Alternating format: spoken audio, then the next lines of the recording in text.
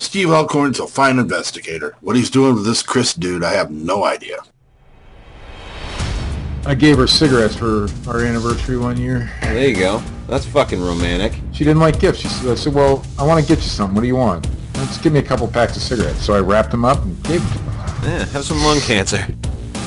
You got a dead Bigfoot that's just been shot, hanging upside down in a tree. Though Meldrum was also careful to note, it's not a course about Bigfoot. It's a course about Fozzie Bear. Who's Fozzie Bear? Some say his father was half grizzly. Nobody believed he was real. As far back as I can remember, I always wanted to be a Muppet. To me, that was better than being president of the United States. They upped my meds last night, so anything's possible. We're laughing at a story about dead people. I can't explain it, but it sure makes me feel like the spirits are happy. I mean, I guess you could say it might have been somebody's hand moving real quick, but it's not a fucking ghost. The jury's still out on that. See, your hoaxes come at you with smiles. They come as your friends.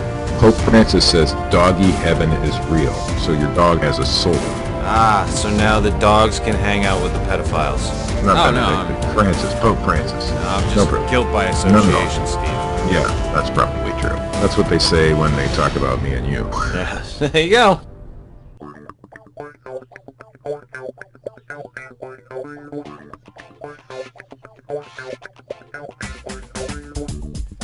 Good evening, and welcome to the Fortean Slip. I believe this is episode 81. I'm gonna go 81, Steve. It's 81. 81. This is the what the fuck episode. Like literally, just what the fuck all week. All fucking week. It's been a fun week. From being attacked after we did a show and said that Jonathan and Sarah Brown said these things publicly, which they did say, and that we were confused and didn't understand. And I tried to come off in that show like I was flabbergasted and very much confused and didn't understand what was going on and kind of wanted to. I made it a point to come off that way because I did not want to seem like it was just an all-out attack on them. I disagree with the direction that they've gone in, but I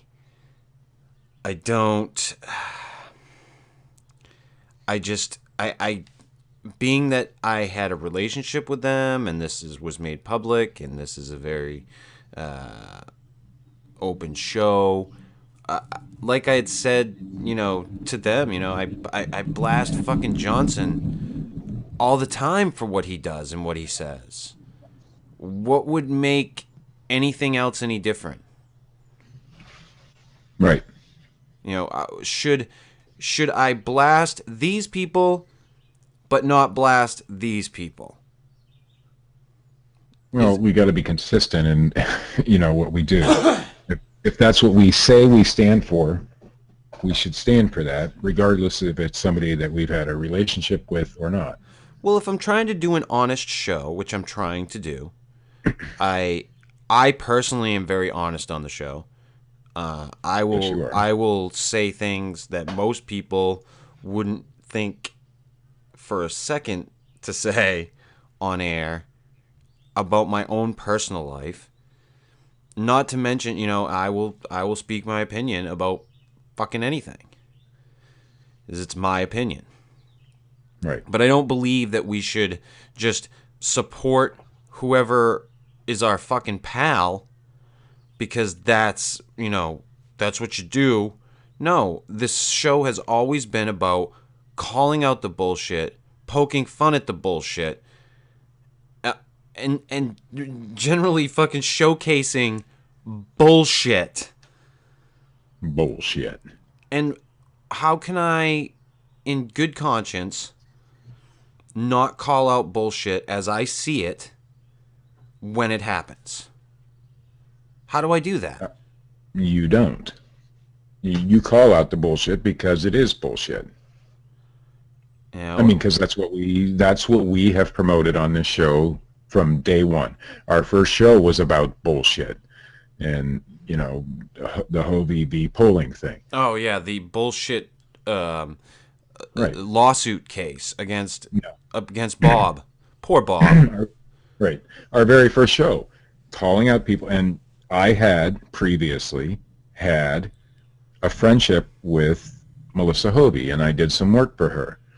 But it didn't prevent me from calling out bullshit. Right?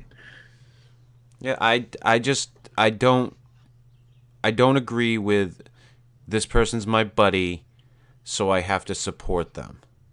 I don't agree with that, which leads me into the next thing that happened over this week, because I had to, we did the news story about Justin Smeha. He calls it not a team up. Ladies and gentlemen, it's a team up. I don't give a fuck if it's for a TV show. I don't care what the fuck it's for. The two of them are going to be out in the woods together.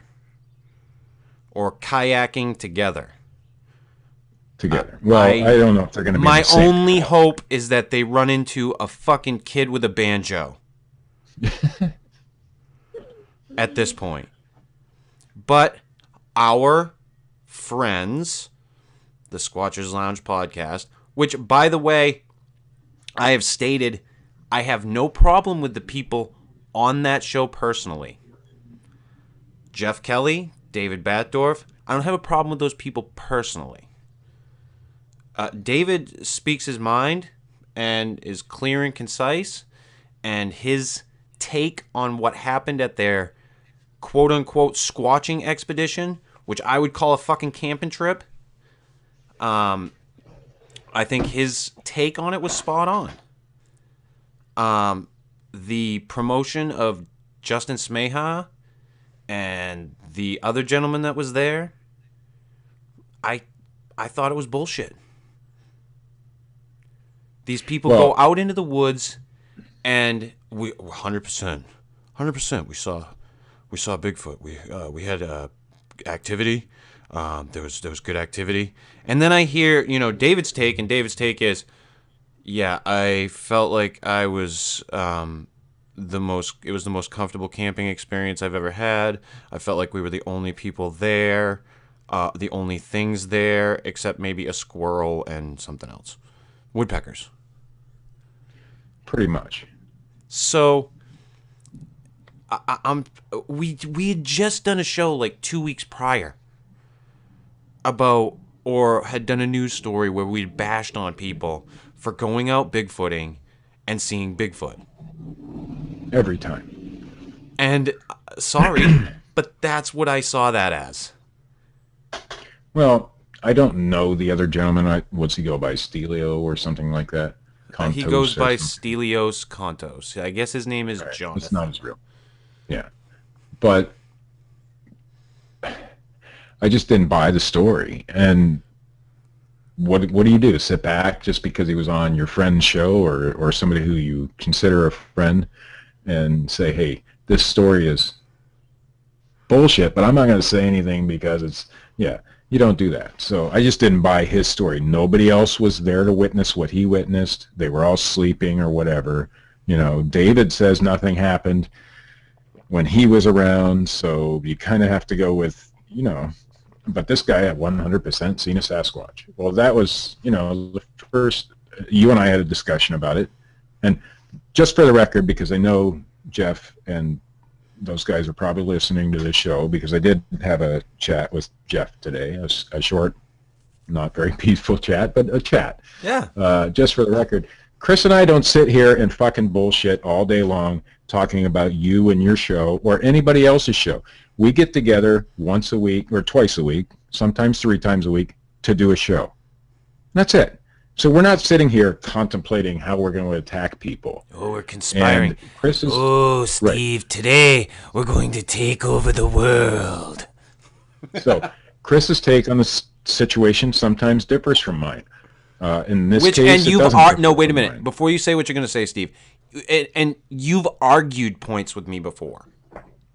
Yeah. Okay, continue. Now, with that said, Jeff has always been a supporter of our show up until this week, and that was good. I'm thankful for that. He's done some stuff for me personally for my YouTube stuff. Cool. But when I see the promotion of, not so much the Stelio thing, because that's, your average everyday Bigfoot bullshit, but in private, when I get told you can't promote Rick Dyer, you can't do this because it makes you look like you lose all your credibility, but then it's okay if somebody else does it. That was my problem. That was it. When you the double standard. I can't do it, but Justin can. After you interviewed Dyer, I received a text message or a Facebook message which read, "How can you have Steve on your show now?" Well, I'm not even going to go into what Jeff and I spoke about privately at that point, but suffice it to say, I was told that, I've lost all credibility in the Bigfoot community because I interviewed a guy who somebody else doesn't like. And to be honest, that show never even aired. So I lost credibility for a show that didn't air, but it's okay if somebody else does it because he's the Bigfooter of the year, I guess. I don't know. Yeah. And that was my problem. That was my only issue. And the problem that I'm running into now is, it's, oh, well, you were okay with us supporting you up until now. No. Well, how can we accept support from somebody we don't agree with? Here's the thing. Back whenever Jeff had announced it, that Justin Smeha was the researcher of the year for 2014. He announced that earlier this year. That was when it started for me. I've made no bones about it. I do not buy into the Justin Smeha story.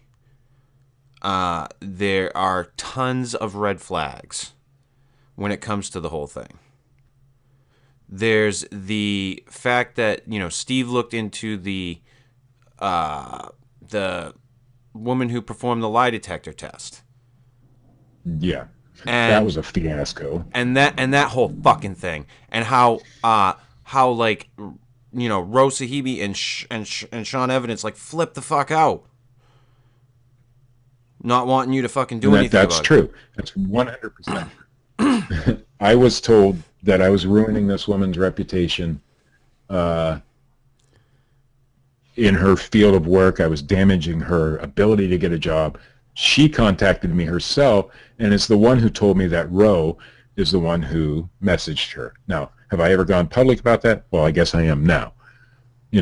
He said he told her that, I'm saying all this shit about her. So I talked to the lady. I said, hey, I'll take it down. If that's how you feel about it, I'll take it down. And it solved the issue. And did I continue to be friends with Rose Sahibi after that? Absolutely. And Sean Evidence for a long time. Yeah, I don't know that I consider him a friend now. I haven't spoken to him in a year probably, but yeah, I know how you feel about that situation. But that's it's just a case. It's a case in point of all of a sudden if you're going after something which in some way someone takes as you're hurting their bottom line or you're going after their brand or whatever. Listen, hey, if you want to listen to the Squatchers Lounge podcast, have at. If you enjoy it, have at. I have nothing against anyone. My problem enjoyed the show. My problem is that I'm not going to support that. I'm not going to support bullshit. And when I say bullshit, I mean the parts of the show that are bullshit. Other than that, did they put on an informative show sometimes? Yes. Mm-hmm. They do news stories. David is a great co-host. Hey, it can be an entertaining show, and if that's what you're into, have at. Listen, I don't have a fucking problem with that. I don't want people to just leave, listening to his show in droves. I just want people to understand this is why my promos are not going to be running on his show anymore. I won't be posting my stuff in his groups anymore. I won't be having, I'm not going to do that cross promotion anymore because to me, I'd be being a fucking hypocrite. It's not about, I agree with you there. It's not about me trying to, slam him or attack him. If I wanted to fucking attack him, I have far better fucking ammo for it. I think we probably all do, but I just, it wasn't the fact that we attacked where he assumes that we made an attack on the news story, the Justin Dyer thing. The thing I got out of the messages that I received from Jeff today was we're attacking him personally. I'm not attacking him personally. If I wanted to attack him personally, like I said, there are many different things I would choose to use to attack him with. And except for the stupid Justin thing. This would not be one of them. This is simply about me coming off as a hypocrite the way I do my show. And I don't want to come off like a hypocrite. I try to put out an honest show. And that's what I want. I want an honest show that calls out bullshit and makes fun of bullshit. And I'm sorry if that is bullshit to me. And I'm sorry if I find those things to be bullshit. If they want to drag a fucking Bigfoot out of the woods and prove me wrong, I'll be the first one to say, you know what, guys? I was mistaken. And for the record, I have no problem, not even one iota of a problem, if Justin Smia wants to hang out with Rick Dyer. I have not a single problem with that. I don't have a problem with it either. I'd be a hypocrite if I had a problem with that. That is not the issue, and I think part of what Jeff's beef with me or you is he thinks that is part of the issue, and it's not, because I talk to Rick Dyer on occasion. I've had my conversations with him. Would I go out on an expedition with him? Hell no. Would I have a beer with the guy if he was in town? Yeah, probably, because the guy is fascinating to me. Is he a dickhead? Absolutely. Sure. Same with Justin. I personally would not sit down and have a beer with Rick Dyer. I just wouldn't. I would.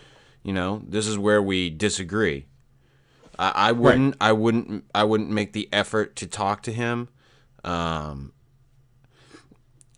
if you get a chance, his latest video. That was funny. Made me chuckle. No. But anyway. I want to say one more thing about Dyer himself. I had this conversation with you, I think, before or after our news yesterday. I used to be a big Rush Limbaugh fan. I know. I know. But Rush used to say this, and I think it's exactly what Rick Dyer's trying to do. Rush used to say he's demonstrating absurdity by being absurd. And that's Rick. Now, Rick Dyer goes way too far with it, accusing people of being pedophiles when they're not and bullshit like that. But he's showing us exactly what we are. Or not maybe, individually, but the Bigfoot community as a whole. And that's all it is. He's demonstrating absurdity by being absurd. And it works for him. He makes money at it. He's not going to tell you any different, and that's what he wants to do. Now, my beef is when you don't want people to know that this is how you're making your money, so you put this all out as fact and truth when not all of it really is. And that goes on way too much. Yeah, it's if you're gonna hold people up to a standard, hold yourself to the same standard. Right. That's my big big thing with it. And had things been different and that show been made in a different fashion, I would have next to no issue with it. But it wasn't. And anyone who wants to go back and listen to, which I encourage you to do. I encourage you to go back and listen to Jeff's former shows. I encourage you to go back and listen to the stuff, to listen to the stuff on Todd Standing, to listen to the stuff on the Wes Germer and Bob Garrett debacle.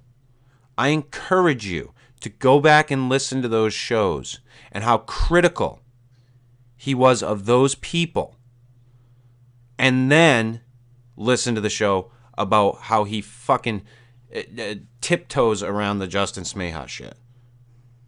Or promoting the Stelio, whatever the hell his name is, Contos stuff, when Jeff doesn't really know, or anybody really know that Stelio got, yeah, there's some thermal video that you can't even barely see anything because it's through a GoPro, through a thermal that doesn't record, and nobody else was there to see it. So I have an opinion about that guy, but I'm going to keep it to myself because I can't prove it right now. But Chris knows who he is. Well, I'll say it. Oh, fuck, I'll say it. I think he went there with the intention of seeing something, because if you're hanging out with Justin Smeha or Jeff Kelly or David Batdorf, those are big names in the Bigfoot community. Stelio Contos, who the hell is that? He's been around a little while, but nobody really knows him. So if you go out and you have a sighting at that time, well, that propels you to another level. And that's my theory on what went down there. My problem is that every time they go out, they have activity. It's always coming back with this is what we've got. There's definite stuff going on up there. It's we just gotta I'm sorry, no, I find it to be bullshit. I'm sorry. If that offends people, that I find that to be bullshit, I apologize, but that's how I feel about it. There was Jeff has said it himself. If you have activity every time you're going out, there's something wrong. Right. They're not, because Bigfoot aren't, allegedly anyhow, that plentiful that you're going to have activity. You can't have activity. If it's the most elusive creature in the world, you can't have activity every time you go out. The best thing that I heard, and we'll wrap this up because I'm fucking sick and tired of talking about it already, but the best thing I heard as far as the whole Justin Smeha, Sierra Kills bullshit goes, was this. And, like I said on the news the other day, I've met Justin. I personally did not find him in person to be a horrible guy. Cooks a hell of a barbecue. It seemed okay. But when it comes to the whole story of him shooting the Bigfoot, or Bigfoots, or Big Feets, or however the fuck you want to say it, I don't give a shit. However, when it comes to that, there's two things that you have to look at. If he lied about the situation, the supposed encounter, then he's an asshole. And if he shot a large bipedal primate and then turned around and shot a juvenile one for no reason and took no evidence, he's an asshole. I don't think he'd even disagree with that statement, to be honest. That's the thing that you have to look at. Now, I tried to wrap my head around that a while back, and I can't. There's no way I can get out of the fact that either way, he comes off as an asshole. Yeah, and David Batdorf's take on the whole thing was, I think, perfect. On the last Squatchers Lounge podcast, he said all the stuff that's happened since then, like the TV shows and the documentaries and this fucking Rick Dyer thing that he's doing now, that cheapens anything that he said about the original event. There's no evidence left to find, because he's done all this bullshit stuff since, the TV shows and all that. Well, you kind of have to go hoax. You kind of have to. Now, do I know that for a fact? I have never been able to prove anything. And no one will. It's a fucking story. It's a story. There's no evidence. That's basically what David said. There's no evidence. There's nothing.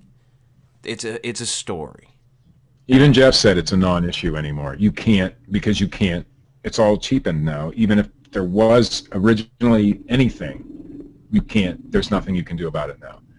So, and that would be my whole take on the whole Justin Smia thing. It's a dead horse. Yeah. You know? And like I said yesterday when when we were doing the news, if anyone wants to think that because we put up an image for the show, which shows a likeness of him in the background, if they take that as promotion of him, it's not. It's a stab at him, at the absurdity of the claim. And that's he's standing on a pile of dead cryptids, shooting a fucking Bigfoot who's running away like in horror, waving its arms. After he shot all those other dead, I mean, yeah, that's what it was about. I mean, that's because I support that. Yeah, fuck off. But and I'm done with it. Like, I've said my piece on the matter. I've got, if fucking Justin pops up in the fucking news, as far as Bigfoot's concerned, we'll comment on it. We'll do the fucking story, but I've got nothing to say about it. And to me, this fucking past week has just been one big fucking debacle. Yeah. We were also, I know you were, and so was I, contacted by one Sarah Brown, and I think today you were contacted by Jonathan about our last show about them. So, Jonathan didn't message me. He publicly posted on my wall. So, and I'm not going to go into what Sarah and I talked about, but I said Jonathan made public statements, and at that point we were defending the lounge, and I still would defend that point, that what they did was wrong, or at least what Jonathan did was wrong, to make public statements against people who did nothing to them personally. Now, Jeff had said to me today that isn't that, what I'm doing to him, and I don't think it is. I think because I've always stood for the same thing. I've always supported Jonathan and Sarah before this, and I've always supported Jeff before this, but it's not. I don't think it's a double standard or anything like that. I think it's just trying to be true to myself and true to what we stand for on this particular show. Has Jeff helped us in the past? Absolutely. I will never not give him credit for that. Right. Does it mean we continue to roll with the flow and just not say anything? If we see it, do we keep it under wraps? Well, I'm sick of doing that shit, man. I've done that shit for the last 3 years in the Bigfoot community, and because somebody told me not to say something. Well, fuck that. Yeah. From this point forward, and even I've always done it on this show. When we've talked on this show, it's always been honest. But from this point forward, if you want to say something to me, and I don't give a shit if it's in public or private, and I find it wrong, it's going to be aired, period. So that's the way it's going to be from now on with me, anyhow. Because I've had it. I've fucking had it. I don't know how much clearer I can make it to people that I don't have a problem with you so much. That's the thing. It's like, what am I supposed to do? Do I call out the Johnsons of the world, the Dr. Johnsons of the world, and the fucking Joan Get Me a Snapples of the world, and the fucking ancient alien theorists of the world when I have problems with them, or the ghost hunters of the world? Do I do all of that? And then when it comes to this, which, by the way, I have strong feelings about, because obviously I have strong fucking feelings about it, do I sit back and go, yeah, nah, Justin Smeha, the fuck do I gotta worry about that for? Do we call out the hoaxers and the liars and the people that we don't necessarily know or have never talked to, but the ones that we have talked to and know, do we just leave those slide? And I think the answer should be no. Yeah, and I got this week in one of my messages, I got, well, you should have contacted us. Listen, I got on air and said that my wife blew me 5 fucking minutes before the show. Do you think that I went to her and said, yeah, I need your permission? No. I didn't. Right. Just like I don't go to fucking Dr. Johnson and ask him for his fucking permission. I don't ask anyone. I was told that my statements about the Browns were very hurtful. Oh. And yours as well. Oh, yes. My things were all hurtful. Very, well, very here's hurtful. The thing. I said, when Jonathan made his statement, was that any less hurtful to the people who he made the statement to? And did Jonathan do that in public? And the answer was yes, of course he did that in public. Facebook is public. I don't care if it's on your personal timeline. It's public. Hundreds of Anybody people can see it. Right. If more than one person sees it other than you, it's public. So I came out in a public way as well to say what I had to say on the matter. Now, did I bash them as people? No. I just bashed the bullshit part of it, Right. And that's the same with Jeff's show and all that. And, I'm not bashing Jeff as a person. He's done a lot of good stuff. I'm just bashing the. I like the guy. I hung out with him. One person. Right. I'm bashing the idea that one person can do it and another person can't. And does that make me butthurt? Maybe. I don't know. I mean, that's. You don't want these problems? I'm just not. Don't be a hypocritical fucking asshole. Period. Well, that's how I looked at it. I was told one thing in private, but it's okay if somebody else does it because of who they are. And that to me was, a little hypocritical. And that is what I can't support, and I won't. So, yeah, Jeff, I'm sorry, man. That's the way I feel. And if you want to end our friendship or end any of that stuff, that's up to you, man. Whatever, But it's just the way I feel. And hopefully other people understand why I feel the way I feel. Yeah. That's all I really have to say on that. Yeah, and hey, you got more reason to be pissed off about it, as far as I'm concerned. Well, it's just that if people could see, and Jeff, I still consider the guy a friend. Yeah, we've had our bouts in the past. Trust me, this isn't the first one, and it hopefully isn't the last one. But if people could see what was written to me about my stupid little interview with Rick Dyer that never aired, and then the statements that were said on the Squatchers Lounge podcast about Justin's involvement with Rick Dyer, then they'd understand why I have an issue with it.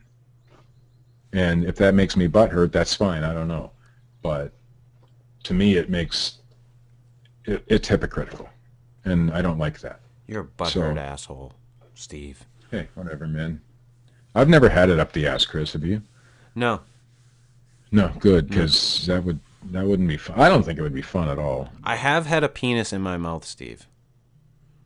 I have not had that. I don't think there will ever be a day that I desire to have that. But if you like it, it has happened, Steve. I will. Hey, I'm fucking be the first one to admit. Just about anything. Fuck. Shit happens. You experiment when you're younger, Steve. It fucking confirmed me. It fucking secured me in my heterosexuality. I was like, dick is not for me. I didn't need the confirmation, to be honest with you. How do you know, Steve? I just knew. How do you know? It's the thing. Because I found this woman. Her name was Marcia, and, Okay, enough of that. Enough of that. Was Jesus really fucking young, Christ. We were talking about so gay I knew sex at and that experimentation, and you got to bring love and fucking goodness into it. Jesus Christ, can't we just have a fucking sloppy party bottom and fucking move on with our day? No, not around here you can't. Do you have any news? Probably.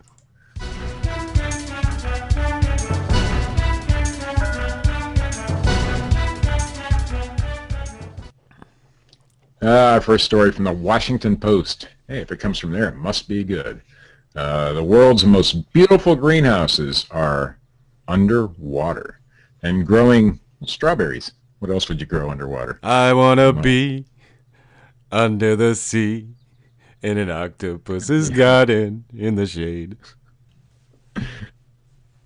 I'm not sure whether I should be happy that you know that song or... Ringo I don't even Starr know. was a fucking prophet, people. Well, yeah, because a group is building experimental underwater greenhouses off the coast of Italy, which take advantage of the sea's constant temperatures and high amounts of carbon dioxide. This project is part of the Italian pavilion theme at the Expo 2015, titled How to Feed the Planet. The air of the greenhouse stands at 79 degrees. I'm assuming Fahrenheit, because Celsius, that would be pretty hot. With the humidity hovering around 83%. That's a pretty good environment for a typical plant. Apparently, strawberries too. But this is no ordinary greenhouse. It's 20 feet underwater, anchored to the floor, just off the coast of Noli. It's manned by a sponge named Bob, who lives in a pineapple. Actually, that's not true at all, Chris. Oh. Remember we just said we have to be true to ourselves, and so it's really manned by Nemo.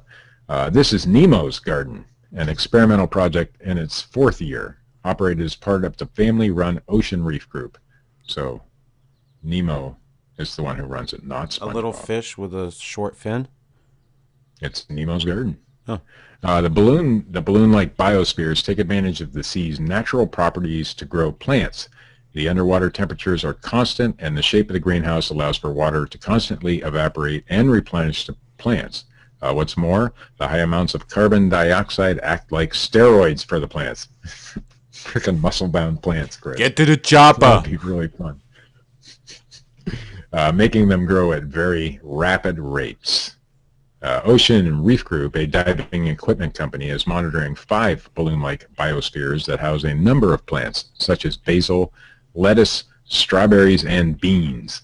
The group has a patent on their structure and plans to build a few more to experiment with other crops, such as, here's one for you, Chris, such as mushrooms, which would thrive in the humid environment.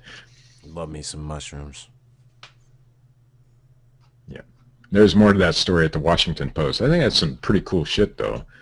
It makes perfect sense. Why haven't we thought of that before? That's where we're going to wind up, Steve. Underneath the water. It's going to get too hot. We're all going to be fucked. We'll be living in biodomes underneath the ocean. We could see the fishies swimming above us. That'd be really cool, actually. We'll become Atlantis. Can I take my Volkswagen with me? Sure. Okay, good. Then I'm all for it. I'm all in. Only if you convert it to the solar-powered one. Yeah, we never did do the solar-powered Beetle story, did we? No. Maybe next time. Maybe. Yeah. Well, it's still air-cooled, right? I don't know. Clapway.com. More UFO files are going to be released by the British government. Oh, goody. The British government?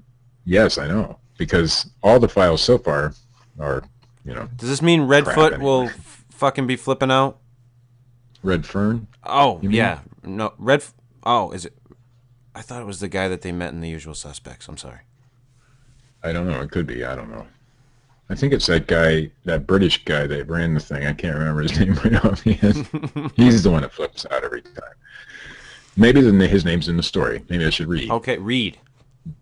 The British government says it will release more UFO files despite previous claims that it has made all files related to UFOs available to the public. Sound familiar? The British government, like many governments around the world, officially investigated UFOs. We'll It put it doesn't out say there. when, but they Bob's did. your uncle. The UK Ministry of Defence, or MOD, UFO desk was tasked with receiving and investigating UFO reports, but the large volume of reports required more resources than the MOD was willing to allocate, so it closed the UFO desk in 2009. The MOD began its process of releasing its more than 50 years worth of UFO files in 2008. Steve, if the British government releases UFO files, it's gotta be ancient aliens. U.S. Air Force I messed up now, Chris, because you got me all messed up with that guy. I don't know. Anyway, they've released the final batch in June of 2013, or so it was claimed. More UFO files have been discovered. U.S.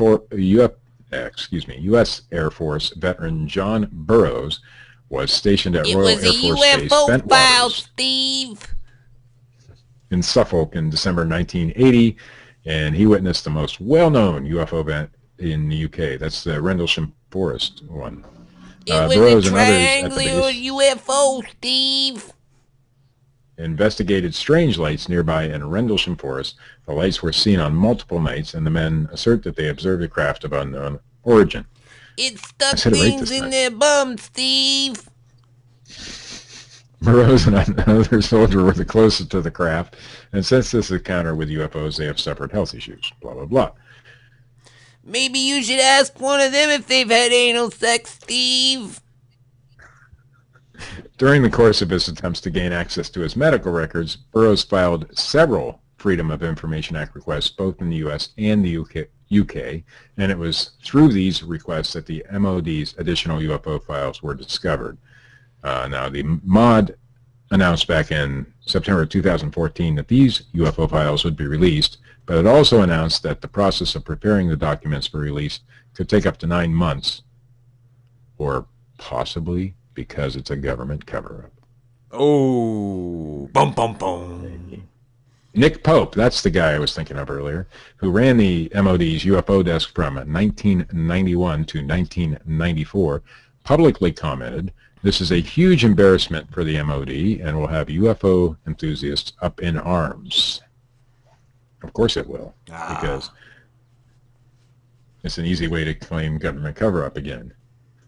Now, as with the UFO documents from Project Blue Book in the United States, the MOD's project, whatever, I don't know what they call it, but their UFO documents... Steve, it's a false flag operation. The government is covering all of this up. The dude on YouTube at Dutchens, or whatever his name is, he messaged me one time and said that every time there's a Bigfoot sighting, that is like a precursor to a false flag event. Did you know that, Chris? That's amazing. That's what he told me. Crazy shit. We'll have to keep that in mind. I may live or have lived in the X-File state, Chris, but you live in the most fucked up state in the Union. Lately. Christ, the fucking governor's getting investigated for fucking doing crazy shit. Maine. Gotta love Maine. From theblaze.com. Man dies after attempting to shoot fireworks from the top of his head. What is this, Calais, Maine? Is that how you say that? Calais. Calais, okay. Close enough. A young man who was... Oh, a beetle just drove by. A young man who was drinking and celebrating the 4th of July tried to launch a firework off the top of his head, fatally injuring himself, authorities said Sunday. Devon Staples and his friends had been, well, you guessed it, drinking and setting off fireworks Saturday night in the backyard of a friend's home. I especially love how everybody's like asking today, like, should fireworks be made illegal in Maine again? No. Should dumbasses who are drinking be allowed to play with fireworks? Survey says dumbasses. Yeah, I'll go that far. The kid was 22. This is a tragic fucking story, by the way. It's tragic. It's tragic that a 22-year-old kid, and I say kid, you know, he's an adult, but I'm fucking 39, so to me he's a kid. A 22-year-old kid gets fucking hammered, whatever, buzzed, I don't give a fuck how drunk he was, and tries to light a fucking mortar off the top of his head. Yeah. I mean, well, when he did it, man, the firework exploded, killing him instantly, it says. His death is the first fireworks fatality in Maine since the state legalized fireworks on January 1st of 2012. Calais is on the Canadian border near New Brunswick. Maybe that's the problem. Maybe it's because it's on the Canadian border. The Canadians did it. It's a conspiracy. State fire marshals were also investigating several other 4th of July fireworks accidents involving injuries in Friendship, Jefferson, Lebanon, and Woodstock. They said most of the accident involved burns and eye injuries.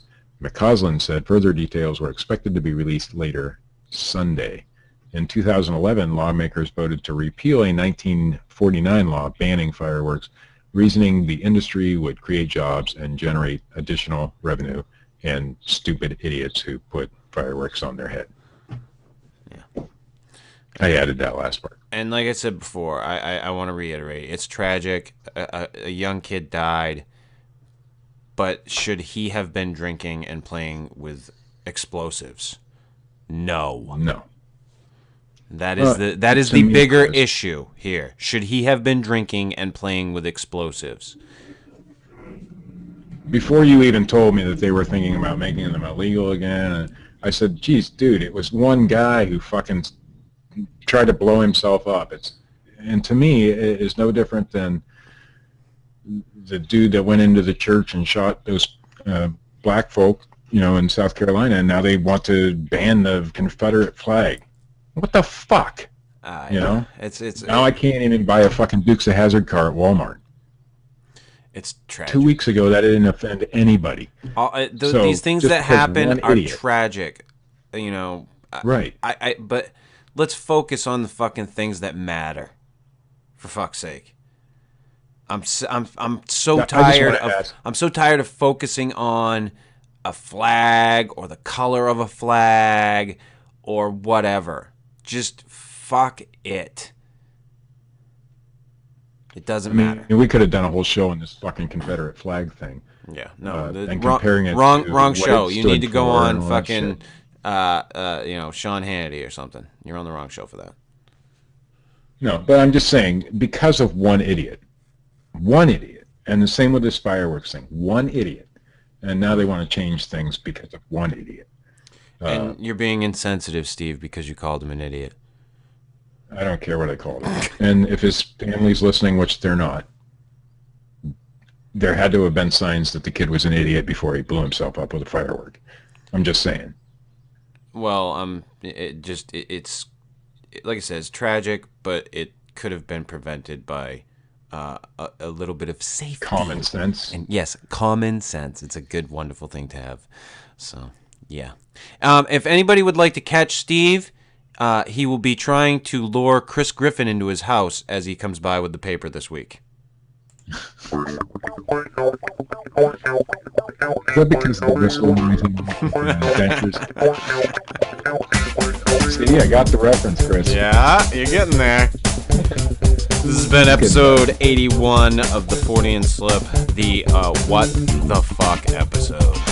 If you like this shit, hit the little thumbs up button. If you don't, hit the little thumbs down button. I'm sure there'll be a few of those this week. Leave a comment, bitch, moan, complain. I really don't care. Subscribe. Go check out Wes Losner at weslosner.com. Check out Dreadfun at dreadfun.com. Also at youtube.com/dreadfun. And hopefully I will be able to put out some shows this week. This past week was pretty crazy.